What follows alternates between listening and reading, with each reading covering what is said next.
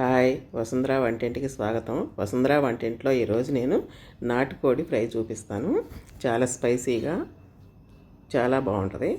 చూపిస్తాను. స్టవ్ మీద ఒక కడాయి పెట్టుకుని దాంట్లో ఆయిల్ వేసుకోవాలి. కొంచెం ఆయిల్ ఎక్కువే పడుతుంది. 4-5 స్పూన్లు వేసాను ఆయిల్. నూనె వేడయిన తర్వాత ఒక 4 పెద్ద ఉల్లిపాయలు కట్ చేసి వేసాను. కొంచెం ఉల్లిపాయలు అటు ఇటు కదుపుకుంటూ ఉండాలి.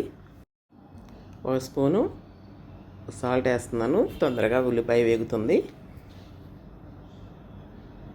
1 స్పూన్ పసుపు వేసాను.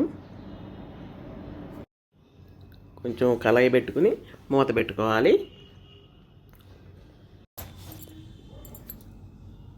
4 పచ్చిమిరపకాయలు చీలికలు చేసుకుని వేసాను.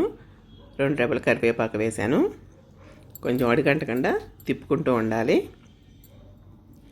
కొంచెం మూత పెట్టేస్తే ఉల్లిపాయ బాగా మగ్గుతుంది. 1 స్పూను అల్లం పేస్ట్ వేసాను. కొంచెం తిప్పుకుంటూ ఉండాలి పేస్టు అడుగంటకుండా. 2 స్పూన్లు కారం వేసాను. 1 స్పూన్ ధనియాల పొడి వేసాను. 1 స్పూన్ జీలకర్ర పొడి వేసాను. 1/2 స్పూను గరం మసాలా వేసాను. ఇంకా చికెన్ వేసేసి తిప్పుతూ ఉండాలి. కొంచెం వాటర్ వస్తుంది చికెన్లో, వాటర్ అది ఎగిరిపోయేంత వరకు ఉడకనివ్వాలి. నీరంతా ఎగిరిపోయింది, బాగా ముక్కలు ముక్కలుగా వచ్చినాయి.